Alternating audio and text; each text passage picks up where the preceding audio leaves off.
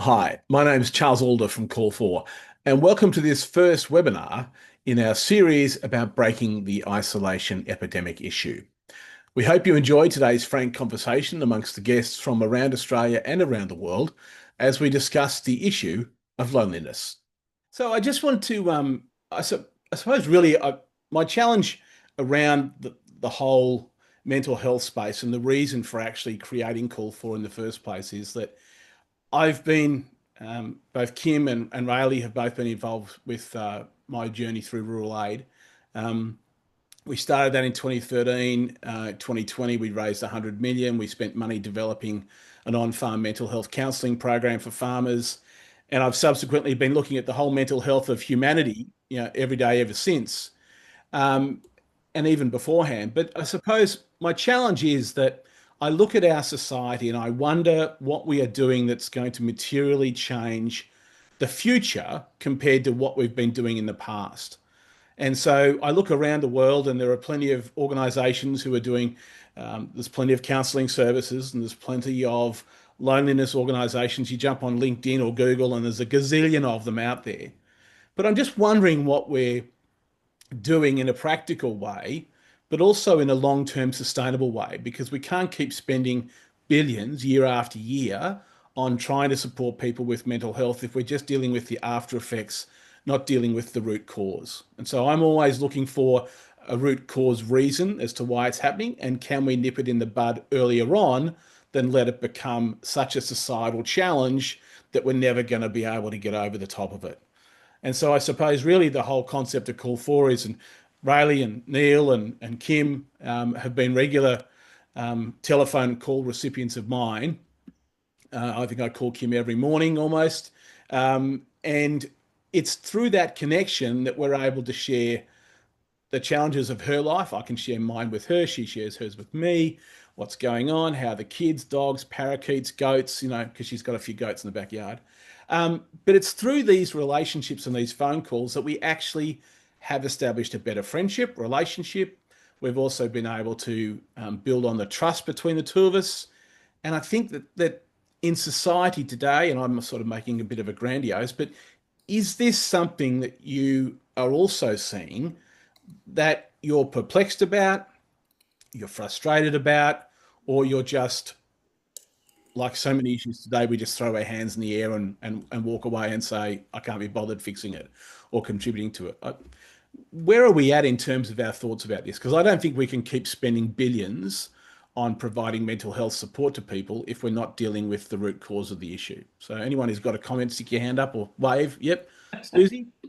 Okay, I've just changed my name to include my business that I'm developing, Great. which is called From Surviving to Thriving. Yep. I basically started this up during COVID to help people understand what's happening in their bodies with stress.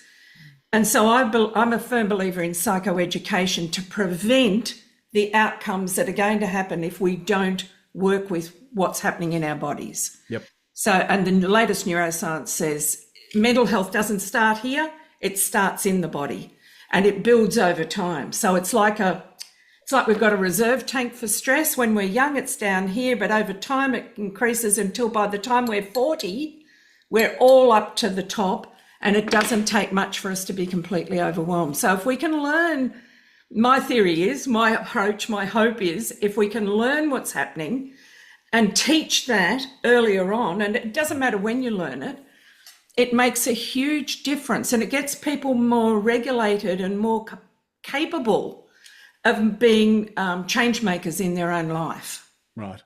Okay. Anybody else got any thoughts? Glenda, I see you've joined us. Neil, yeah? I was just going to say, I think unfortunately, just like a lot of things that the government does, is that they're not so concerned about people's lives; they're concerned about dollars. And unfortunately, there are so much money being put at the bottom of the cliff when it needs to be put at the top of the cliff. And so I'm really a big believer of not more beds for mental health, but more programs in schools to empower them with young people to empower them so that they can really understand. But I guess, taking from my charity, I believe that a lot of this starts in a home.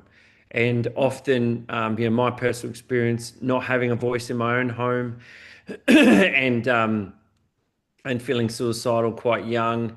It's the reality is that I think that that busyness has become a badge of honor, and unfortunately, children are bearing the brunt of that experience. And so, I guess the thing that I would say is what I like about Call For is that we all know four people. It's quite simple to do, and the impact would be actually massive. And I think you can be really lonely in a crowded room, Mm. and a lot of people probably don't fully understand what that actually means until you've been there. And I think, just recently, my wife's worker, their daughter lost their life. They suicided, and there's absolutely zero information to Mm. tell why she did that. And the reality is that the mum and dad are mental health nurses and in psych wards, and they feel so broken that they didn't pick it up and didn't understand. But I'm a big believer that if you don't ask how people are and wait for the answer, how would you know? How would Mm. you really know what's going on in someone's life? If we don't take the time to ask how people are really, how are they going to know? And Mm. so when people come to me and say to me, oh, this person's suicide or this person's suicide, etc., what I find, and the number one reason they say, or the number one thing they say to me is, I never knew. I never knew it was this bad, or I never knew anything was going on. But why would we unless we ask? And what I like about Call For is that it provides the space to ask how people are. And it provides the opportunity intentionally to be able to provide to ask that question, how are you really? And we wait for the answer. So I'm a really big believer that this can help with improving the mental health of Australia. Yeah. Okay. Kimmy, is there something you wanted to contribute to that thought? I can just concur with Neil. That's an experience I've had personally with mental health, and depression, suicidal thoughts, that sort of stuff in my lifetime, which came down to a lot of exclusion. Not being hugged as a child would also have played a part in that. So feeling rejection and abandonment from birth, basically, or even in the womb, which has taken me a lot of unpacking to sort of, recognize. But I think there's, regardless of the level of trauma, I think a lot of people in society are living with it, whether they acknowledge or recognize it or admit it or not. Mm. And so one thing we can do that's not invasive, that feels like you care, is make a call. And Mm. as Charles said, we talk frequently and have done for most of our relationship. We found a space where we could discuss male female topics particularly, which help us even in our relationships understanding the other's perspective. I talk a lot with Tracy, and then can sort of raise subjects with Charles that may come out of the blue or that he even brings up, and have a bit of a chat about how we feel about that and why we're reacting or responding in that way. So one call can open a portal and a doorway to a whole plethora of conversations and things. Recently, I was talking to, I don't know if Charles mentioned, but we started a podcast to support and complement Call For. It's called Call For to Connect. And I had a chat with Latifa, who's this week's guest, and she was very interesting in that she came from Africa to America. She's been in the mental health sphere. She worked a lot with children and has pulled on her own childhood experience with her grandmother creating story circles to use story to connect with kids. And not only has she written books, but she told me some fabulous stories about a child who was communicating with ChatGPT. This is recently in America, and was feeling suicidal and was talking to ChatGPT about hanging himself, and then actually died by suicide. And, I think, really, is that where we're at now, that people are having to talk to AI about their personal problems because they're not connected to a person in real life. They're so removed. And that's a great concern. And then she went on to tell me how a girlfriend of hers called her. She didn't realize she'd been going through some bad domestic violence and she was pregnant. And she was in child labor and she died. The baby survived. And she never got the chance to make that call back. So she chose not to answer the call. She didn't call her back because she was caught up in what she was doing at the time, which was really important to her and the people around her. And through that one missed call, realized she never had the opportunity, and it's something she will never do again, is not take a call no matter what's happening around her. So I think, that really amplifies how important it is to take those calls or to make time, especially if someone's struggled in the past or someone's opened up to you and expressed things. Like I was telling Charles after I did that interview, I burst out crying because it connected with me. One day I was so depressed in my lounge room, and this is modern history. I was reaching out to friends who'd said to me, just call me. 4 calls later, no one had answered the phone. And whilst I felt suicidal, I wasn't going to do anything, but what if I had?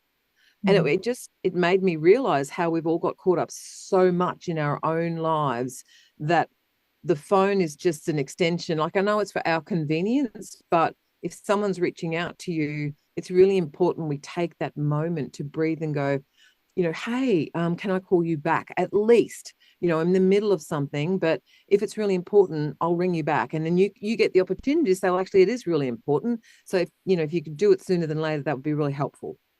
So it only takes a second to just let someone know you care about them and that you're listening when the time's right. Cool. Thanks, Kimmy. Hi, Glenda. Good to see you. And Vicky and Riley, if you've got anything you want to add, please, any of you, just put your hand up and jump in. Yeah. Sorry, Vicky, I'll let you go first. Okay, thank you.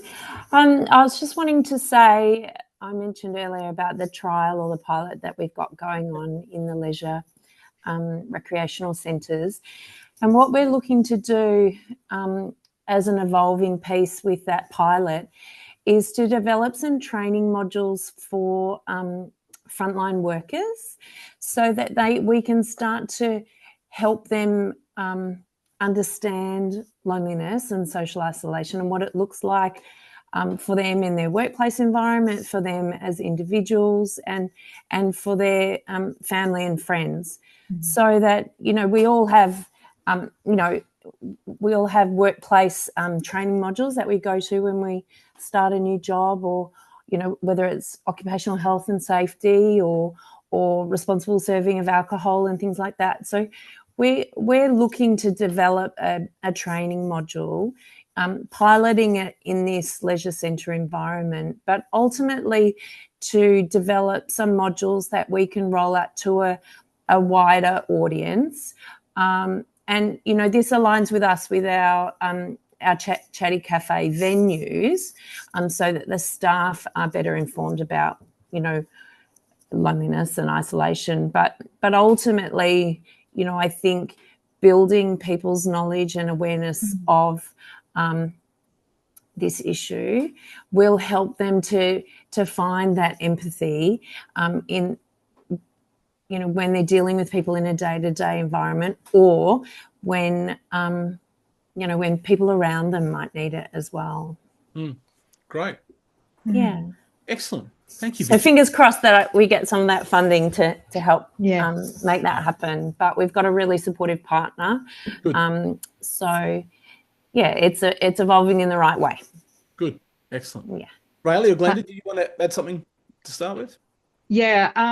Sorry, Vicky, I'm just going to add, my husband's an educational designer and he's working with institutions at the moment. So if you need to talk to someone about putting those packages together, happy to send his name and contact details to you. Well, Okay. thank you. That's very generous. Thank you. That would be great. That's okay. I'm actually, how do I put this? I'm actually involved in the other end of life at the moment. I've got a mother-in-law who's in aged care. She's currently at the palliative care process stage. and she is in an aged care facility. She's been in aged care now for 9 years. She had a stroke 9 years ago. So it's been a huge life-changing process for her. And COVID was horrendous, especially for people in aged care. They lost a lot of people, not just through the aging process and COVID, but also because of the loneliness. A lot of them gave up. They really did, because they could not have families come in to see them. So one thing I'm actually seeing within the aged care community is there is an absolute lack of funding for anything other than ensuring people are comfortable, they've got their medication, they zip in and out. There's a lot of lonely people in the facility that my mother-in-law is in, and I've seen this in other aged care facilities as well. And it's a horrendous way to go through the last phase of your life. It shouldn't be that way. One of the facilities that my mother was in, they actually had volunteers come in to talk to people and what have you, but that seems to have died down. There's not so many people coming in and having a chat. So I know that when you were talking about the AI and ChatGPT talking to the young person who eventually suicided, there is another side to this as well. There are various aged care facilities and people aging in place overseas and in Australia who have got ChatGPT talking to them. They've got AI speaking to them. They've got their own chatbot. They've got voices that sound familiar to them, the whole lot. And they also speak to them about what they like, you know, what their hobbies, everything. So they're not as lonely as they could be. I know it's not a great substitute for human-to-human contact, but sometimes that's what they have. So to get phone calls, if you've got an aged person in an aged care facility on your list, to get a phone call once a week from someone would be absolutely amazing. It really would. It would change their life, absolutely change their life, and that's their end of life. So that's my take on things at the moment at the end of life side of things. The other thing that's happened personally to me this year is I've actually lost 4 people. 4 people have passed away. They are my age. I'm in my late 60s now, I have to say that. So, and some of them were in their 70s, but these were vibrant people who I'd known, one of them for over 30 years. And he had the most impact on me. It happened just recently. He was married to my best friend. So I was supporting her and continue to support her through all this. I'm actually making the phone calls daily to her. And it's just, but the thing is too, as they're going through this, I really haven't had the support coming back to me to assist me, say, hey, how are you going? How are you coping through all this as well? So I don't want to put that on my friend because her world is dark at the moment and helping her is one of my number one priorities in my life. But when you're actually supporting other people, you need your other friends to come back to you and say, how are you dealing with all this? So there are various levels, and call 4, honestly, would be amazing as part of this particular process as well. Yep. Great. Excellent. Hey, Glenda, share with us. How you going? Great. Rayleigh, I'd like to just jump in on the back of your aged care because that's very interesting. I currently work in aged care. Yeah.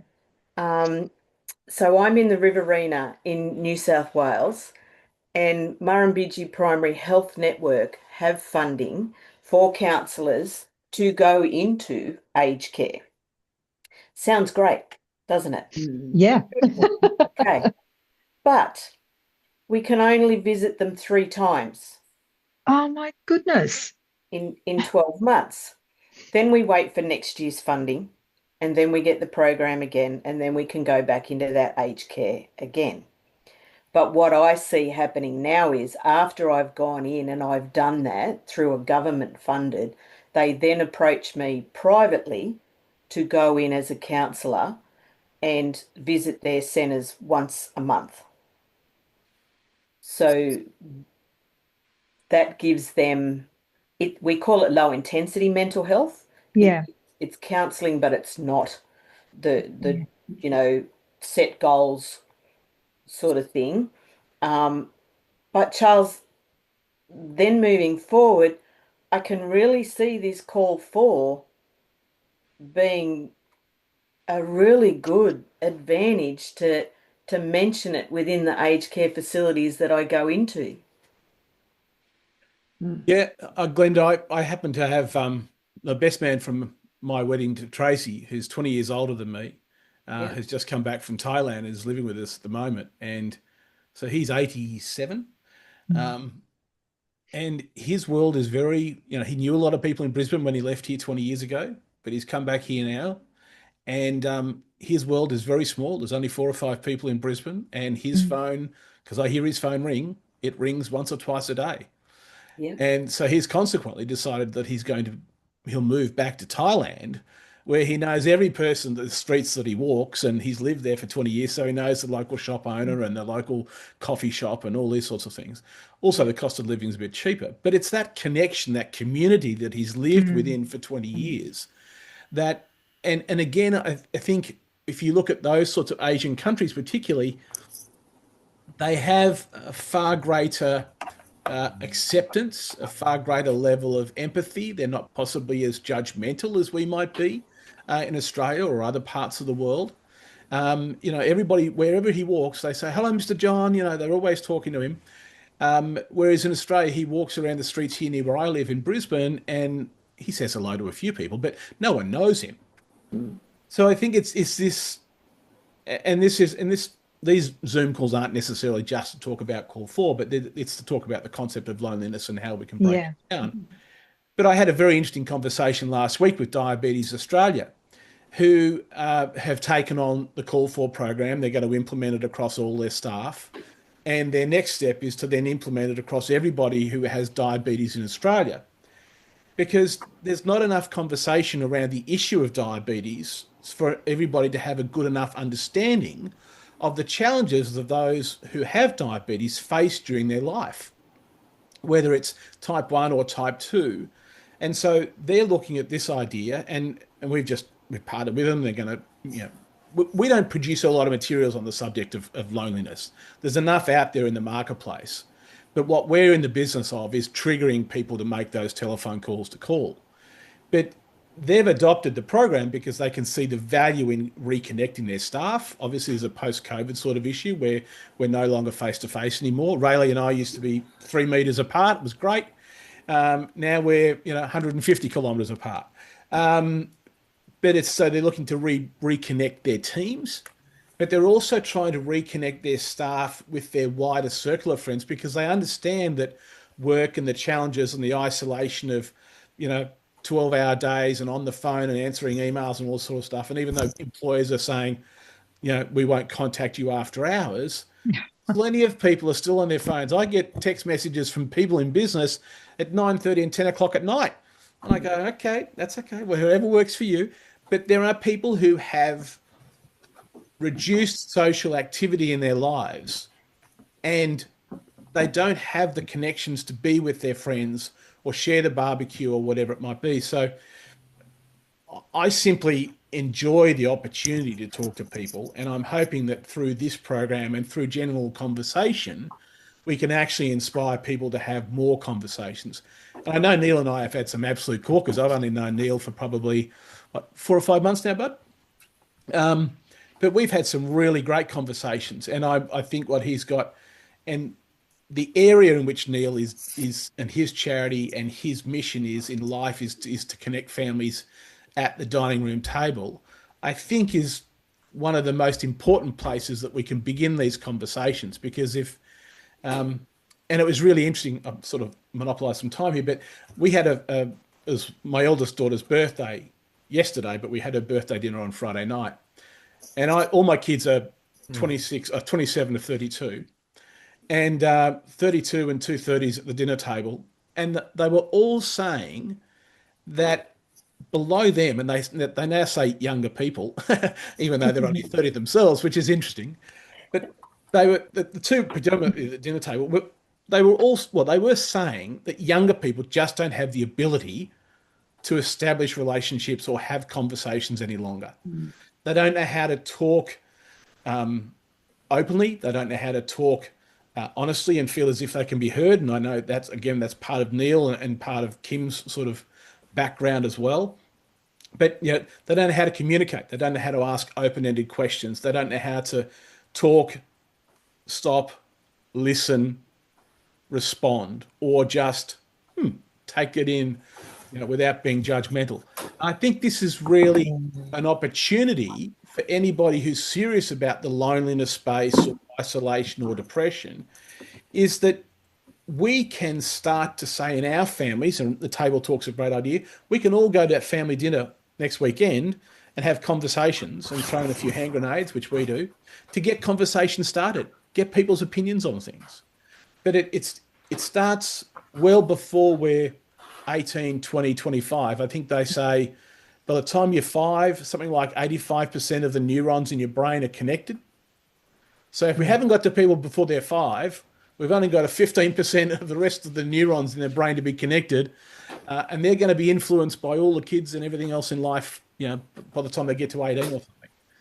So and unfortunately, those children are now in prep and at primary school, and they missed all that really formative time during COVID and with the lockdowns and things like that, which is, something that I've heard is a real challenge for the teachers in schools, and, behavioural challenges, because they just don't know how to have those conversations. Yep. Neil, did you want to chip in there? Yeah, I was just going to say, about 10 years ago, or probably 6 years ago, the number one issue facing 15 to 25-year-olds was loneliness. That was the number one issue facing them, and, I've got a 19-year-old boy who's got a mild intellectual disability, and, he's on dating apps and those sort of things. And I just said to him, why don't you just have a conversation with someone, just like, well, why don't you go clubbing and things like that?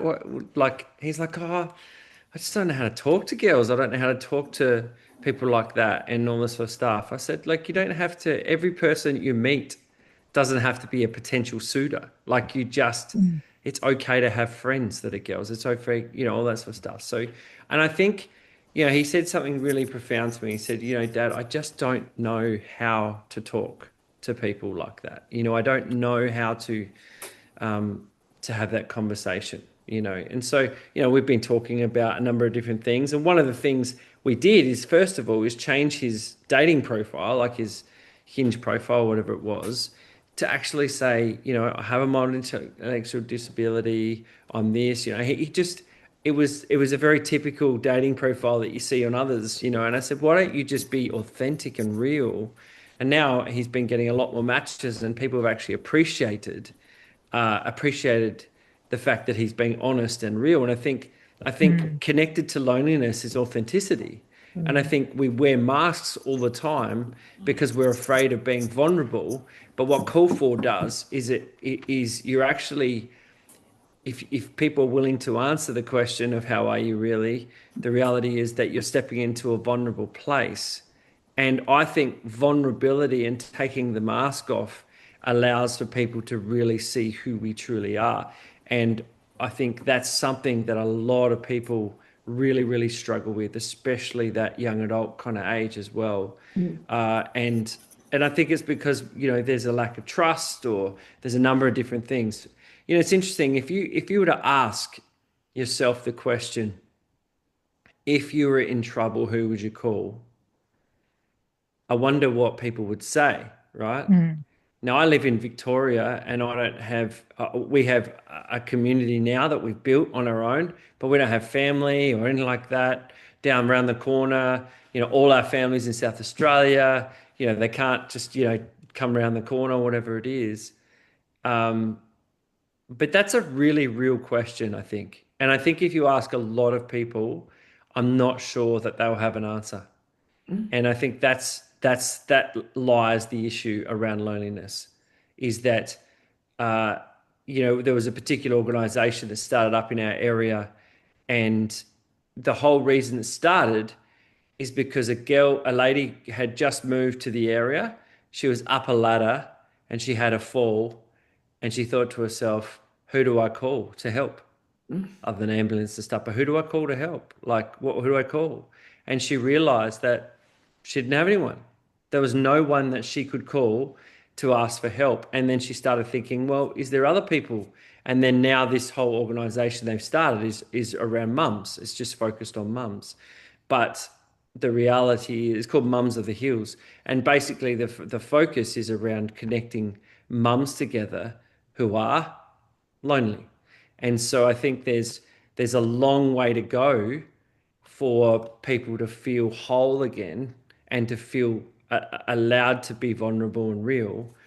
But I think if they get enough people asking the question, how are you, a text message, whatever it is, what Charles does for me, what that looks like, I think it does. You ask the question of like, oh, I do actually have someone in my corner.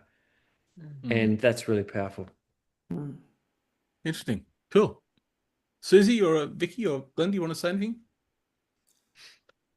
I just wanted to comment on what Neil was just saying. One of the things I know a lot of women subscribe to is having 6 women in your circle, so that you've always got someone you can be on call for and on call and call them. Yeah. But I know I had a similar thing on the weekend because having moved to Wollongong, I don't have a huge network established. I'm starting to, but it's building. My dog was hit by a car on Saturday afternoon, and it was like, oh my God, what do I do? And I was lucky because 3 or 4 neighbours all came out and supported me. Okay. And so I went, wow, luckily I have been building those relationships, but nobody else I had would have been within Kui at that time. So yeah, having those relationships and knowing how to start them. And it's just getting out there and talking on a regular basis. Yeah. It's interesting, isn't it, that we're so ingrained with the idea about not talking to strangers. Yes. And, but yet not talking to anyone is you won't get it, you won't find those connections, and it might come from a simple conversation or passing comment or something that really takes that first step. Yes. And finding those local connections, whether it be with the neighbours or through shared interests or volunteering or whatever it is, it's so important that people are taking those first steps to proactively support themselves. So I think that's also something to think about as well. Yeah. You're raising an interesting point, Susie, and Neil also had a good one too. But Susie's point about your neighbours, you move into a new suburb. I mean, Tracy and I moved into this street just over 3 years ago, and we stuck a letter in every letterbox in the street. Said, this is who we are. This is our phone number. This is, if you want to talk to us, we can talk to you about this subject or that subject, but this is who we are. Yeah. We have a lady who's never married. She's 87 or 88. A retired teacher, lived by herself all her life, and Carmen's next door, and we go and see her once or twice a week. The lady on the other side of her sees her every day, and Carmen's got a bit of family, but without either side of her actually connecting with her. And in many streets, people don't talk. People don't know their neighbours. It used to be in the 50s and 60s, they'd pull down the fence and all the families would play cricket together or soccer across the multiple backyards. But we sort of now live in our own sort of silo world. So how do we break that down? How do we get people talking? Is there a hi, I'm your new neighbour pack that's got to be delivered by, councils or something to get people talking? The other one Neil raised was about yesterday I saw a comment on LinkedIn, and it was all about fake it till you make it and Instagram and this whole concept of looking greater than you are. And there's a real fear for the 30s and unders that they're never going to be successful in life because they can't meet the standard of the successful people on LinkedIn or the successful people and what they look like or what they say they're doing on Instagram. And so therefore the fake it till they make it is becoming, I've faked it for 10 years. I haven't made it yet. I'm never going to make it. I'm not worthy. I'll just disconnect. Yep. So there's this authenticity that we're not getting in our relationships or our personas. I am who I am. This is what I look like, good, bad, or ugly. This is the way it comes across. Take me or leave me. But a lot of people want to be, flashed up and all these other sorts of things and not really be authentic or honest to themselves about who they are and what they're trying to achieve. And I think that always catches you out. It's almost as bad as lying. You can only fake it for so long until people begin to see through the veneer of who you really are or aren't. And if you're not prepared for that, or you're not prepared to admit that you may not be all that you necessarily either are today or want to be in the future, and it's a journey for you, you're going to be disappointed. And disappointment sometimes leads to self-talk. And I know that, particularly with Glenda, when she was working with us at Rural Aid, was a great journey for both. We met lots of farmers. It was very interesting between 2018 and 2020, the number of farmers who had mental health challenges or would call us, they were 40, 45 and under compared to 45 and over. Yep. The 45 and overs have lived the life of failure, success, failure, droughts, floods, fires. But the 40s and unders have lived through generations where they've had everything. I mean, Australia's almost had now, I think, 37 or 38 years of economic growth every single year. So if you're almost under the age of 40, you've not known a recession, not known someone to lose their home. And so there's this bubble of, hey, life's pretty good. Life's great. There's not yet a reality in it. So they were interesting. It's certainly an interesting article on LinkedIn about where we stand in terms of our persona and what we're trying to produce, but it's not really authentic to ourselves. Cool. I was Can I throw interested in. Sorry, go on. Okay, we're all in now. Let's go. Glenda, shoot away. I was interested in Neil's comments on young ones not knowing how to talk. So in our family, like my kids are all, 30s, 40s, and my grandkids are like 21s and 18s, 19s. So we'd all go out to dinner. And what would all the young ones do? Sit on their mobile phone. So I said to them once, right, all the mobile phones go in the middle of the table and they stack on top of each other. You've got to leave them on, and you're not allowed to answer your phone. If you're the one that answers your phone, you have to pay for everybody's meal. And you see their hands go all the way through, all right? But my family's really switched on now, so nobody answers their phones and we all just pay for each other's meals. But my 21-year-old granddaughter goes out with her friends and now does that game at the dinner table with her friends to stop them doing this and interact properly. Yeah, that's good. Good. Good game. Yeah, excellent game. Vicky, did you want to jump in there? No, I can just relate to that about being in the moment with the people that you're with. Yeah. And that people use their phones as that default when they're by themselves. And I visited a venue the other day for this pilot, and there was someone there who was on their phone and by themselves, and I took the opportunity to be courageous and take that first step. And that person happened to be new to Australia, having lived here only for 2 years, and she was waiting for her English language teacher to join her at the cafe at this leisure centre. And, for her to have had this conversation with me where we were practicing her English and someone was genuinely interested in her and where she was at and what she was doing, I could tell it really made her day. And you know what? It really made an impact on me as well. And I think that we've lost that art of conversation and just having conversation just for the sake of chatting with someone. You know, where the default is, oh, I don't want to be seen to be lonely or by myself and not talking to anyone. I'll just use my phone.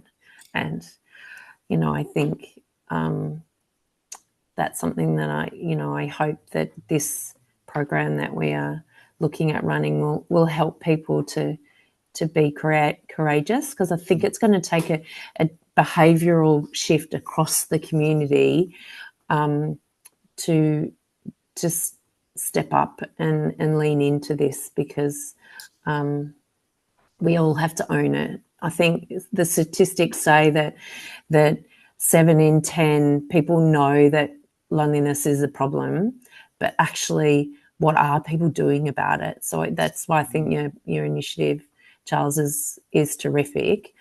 And, you know, having that behavioural change is something that you know, we at Chatty Cafe are looking to do more of.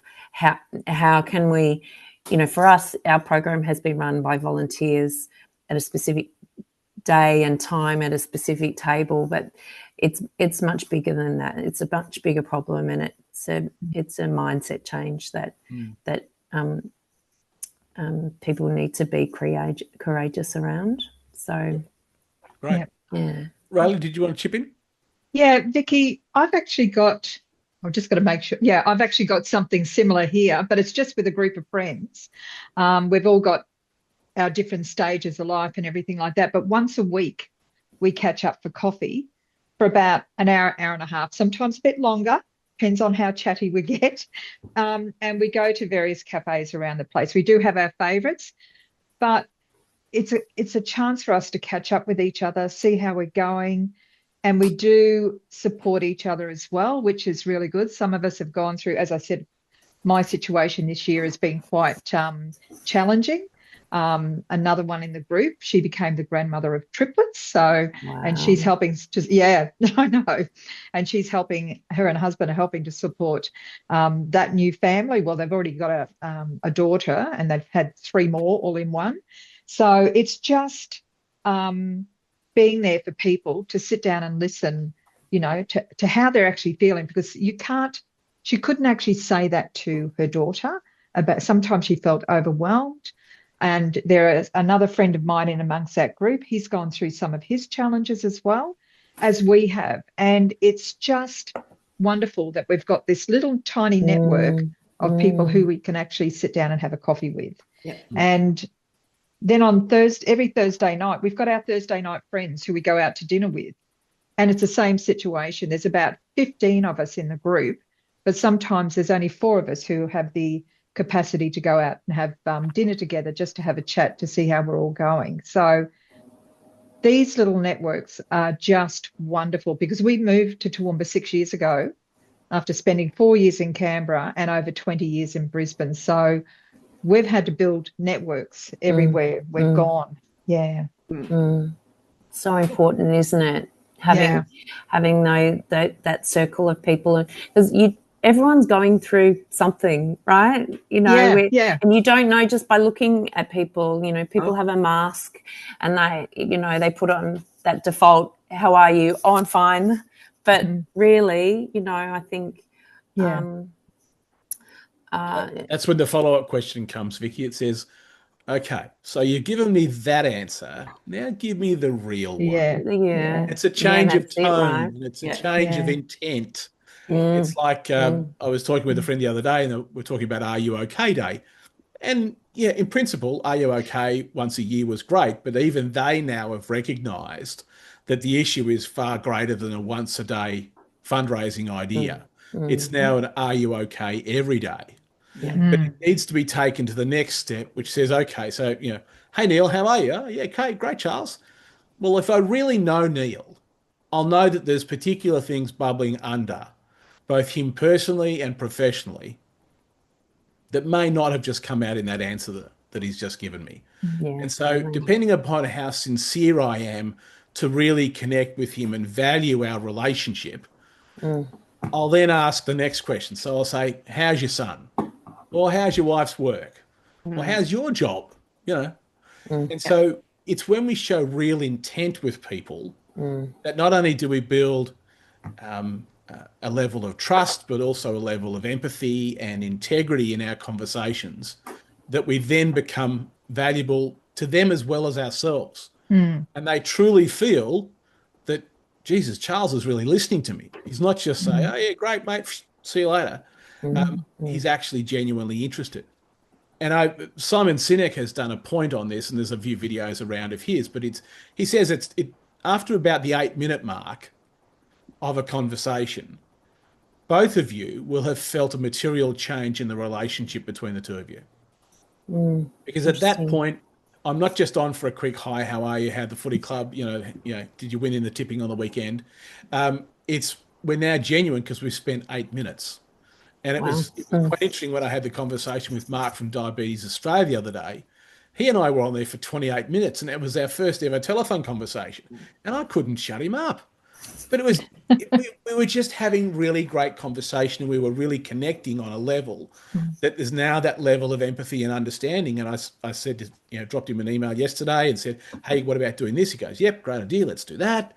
So it's when we build up that trust and integrity and authenticity with people that we really become valued both sides. It's valuable for me to have a Neil conversation. When Neil texts me or calls me, I take the call. If I'm free, I'll take the call. But he'll always get a call back or a text back or something. And I think that's what we need to strike in these relationships with people. We can't have, again, it's the whole Facebook analogy. I've got 2,000 friends on my Facebook page. You haven't got 2,000 friends. You might have two if you're lucky. But as Neil and that lady falling out of the tree, and again, Susie with you and your dog. Who do you call? You can't call Ghostbusters, but who you call as your next best lot of friends that are going to be there to help you or guide you and say, hey, Susie, well, this is where you take Puppy in Wollongong. This is the service, whatever it might be. Yeah. I think it's about giving, well, and a lot of people these days talk about giving value and getting something in return. And I think really we need to, as a generation, we need to teach people how to give more to get more. I've regularly said this to my kids. If you are a taker, then the well becomes very dry very quickly. And I think in relationships, we also face that same problem. There's a reason maybe we're lonely is that we're not particularly good at giving value to others. They see value in us. I don't know about you guys, but people who take from me don't get to take too long before I say, okay, this is a one-way journey.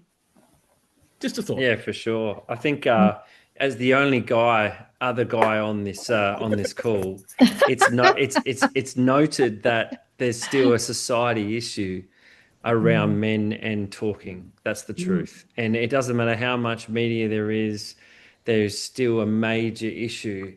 And I think for Call 4 to really become what it can become is to have not just female ambassadors, but male ambassadors that actually are willing to go that degree. It's amazing how many times, I'm the one that gives people a call.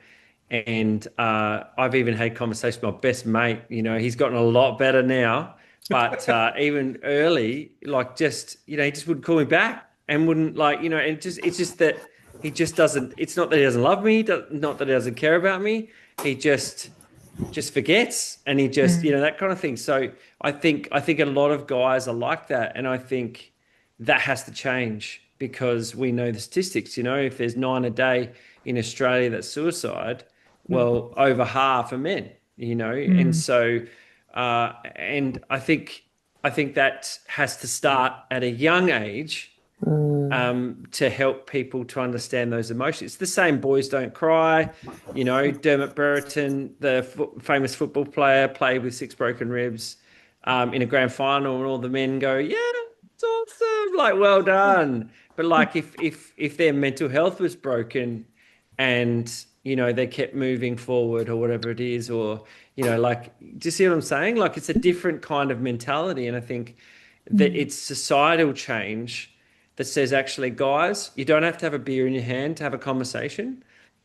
you can actually sit down and, go for a coffee or whatever it is to have a conversation. And I think that's really, really powerful. Go for a walk. So I used to run a gym called Muscles Monday, would you believe? And basically a whole bunch of guys just came over. I wasn't a personal trainer. I've done enough, but I just got a friend of mine has a gym, and they were closing down. And so he said, here's the keys, take what you want. And so I had boxing bags and weights and benches and all this sort of stuff.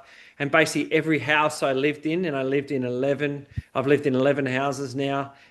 In the 9 of them in Adelaide, I actually had Muscles Monday, and we had a whole bunch of guys just come over, and we would work out together, and then we'd just hang out and spend time together. And what I found is guys particularly talk more when they're doing something. So if I'm holding the boxing bag, I'd be like, "Hi, how's it going?" It's, "Oh man, I'm really struggling with my wife or my girlfriend or whatever it is." And I remember the person over the back fence actually came over, and unfortunately he was an alcoholic, and he came over and did workouts with me and things like that. And he said, and I remember the wife actually said to me, said, "I don't know what you do over there, but all I know is that my husband is so much better when he comes home." And all we're doing is working out and talking and all this sort of stuff. And so I found with guys particularly, going for a run, going for a walk, whatever it is, actively moving creates the opportunity for them to emotionally unload, if you like. Sitting and just chatting like that is not normally typical for them, but moving and those sort of things. And so I think it's just about aligning to what people need rather than assuming what they want. You know what I mean? And so that can only happen through conversation. Yep. Yeah. Good point. Yep. And I wanted to follow on from that about men particularly. And I was looking through my mum's photos, and her father was a farm manager, and there's all these farming photos, and they were getting the hay in, and there must have been 6, 7, 8 men, throwing the hay up, and one of them on the top of the wagon and the whole thing. And it got me thinking about how their day was structured around group work. And they'd all sit down and have a smoko and a cuppa and what have you, and the chat would happen there. And thinking about farmers now, I know them. There's one man or one woman goes out in the tractor and works 24 hours a day to get the harvest in. And so a lot of our work is a lot more isolated because we've done all the labour saving things, and we don't get what I call the incidental conversations. And even for myself, I've always been a chatter. So I'm the one who'll talk to you in a lift. And I know when I first used to do that, people would go, "What are you, a weirdo?" "Hi, how are you going?" Whatever. But I'd also always talk to shop assistants, and just have a little chat, because my first ever job was a checkout chick at Woolies as a teenager. And I found a lot of the people would come through my checkout because I'd chat to them. But now when you go to the supermarket, if you don't go through the self-checkout and you actually go to the person, which I try to do every time, I now pay with my phone. So not only am I looking down and trying to find my app to pay, nobody's doing as much eye contact. There's not as much conversation in anything we do anymore.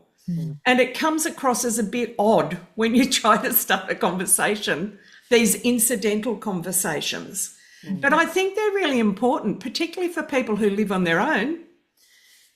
What incidental conversations get me through, and it's like, oh, good, I've had some social interaction today, not just work stuff.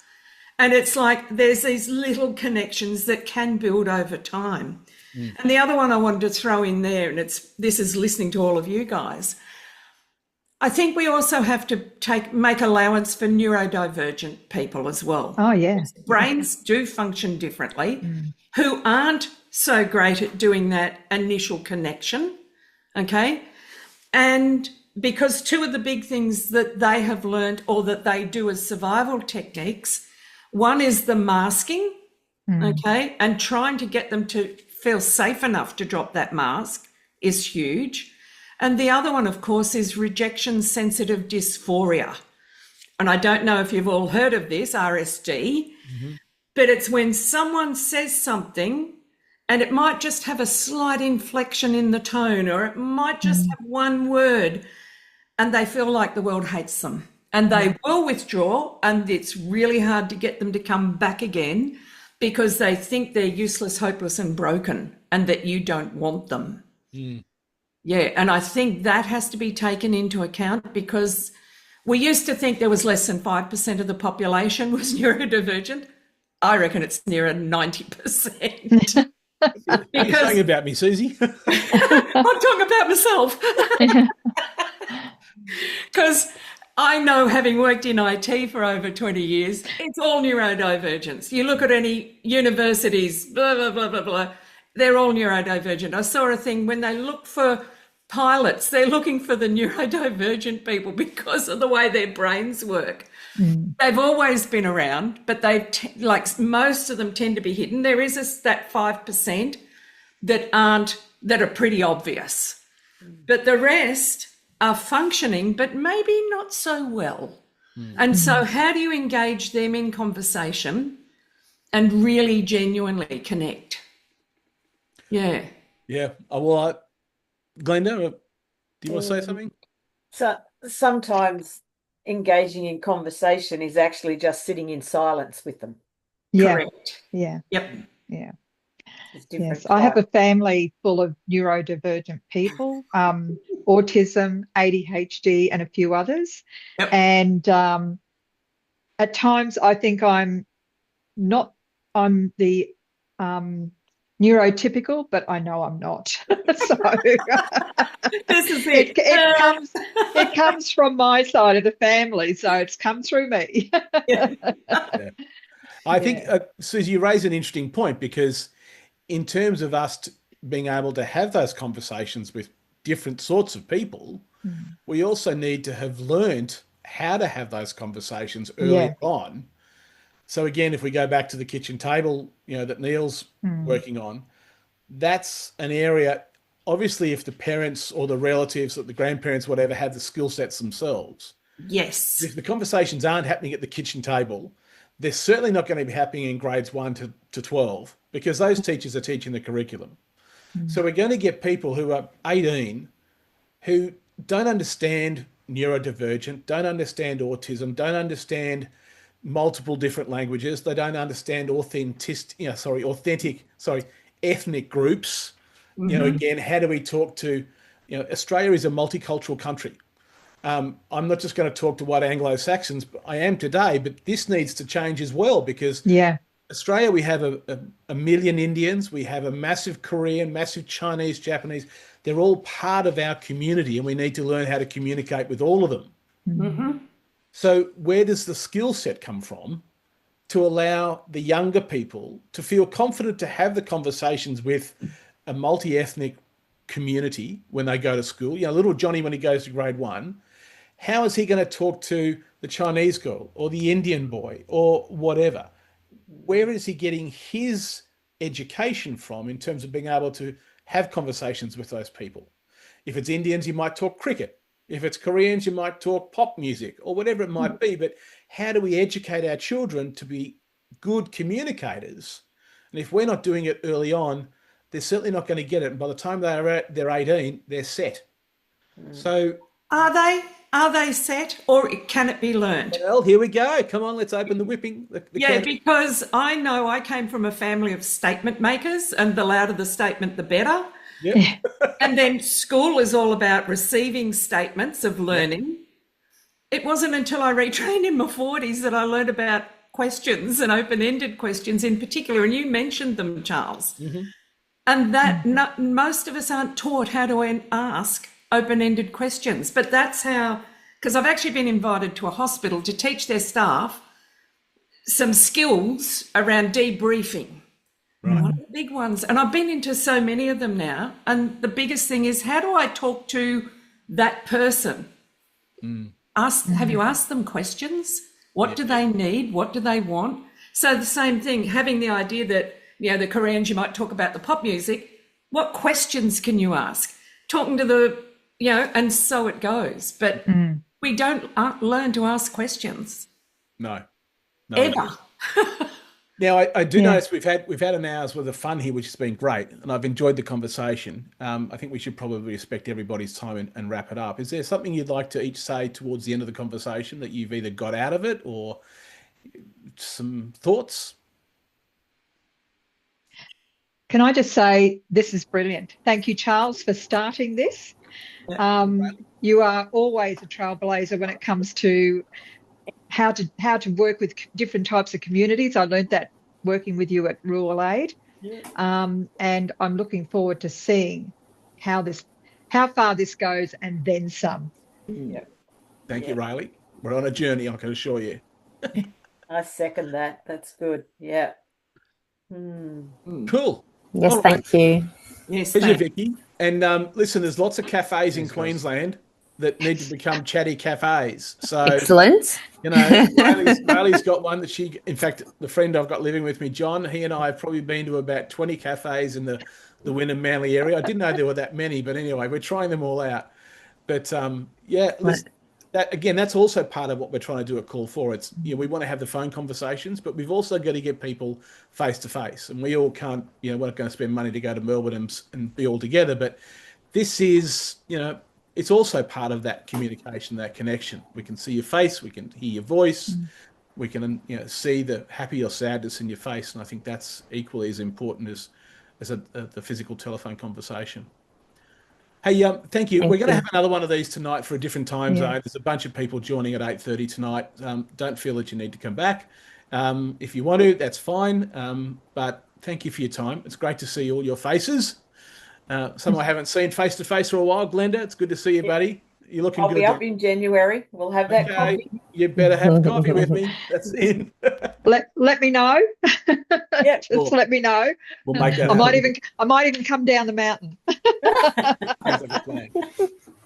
All right. Anybody got anything else they want to say? We're all good?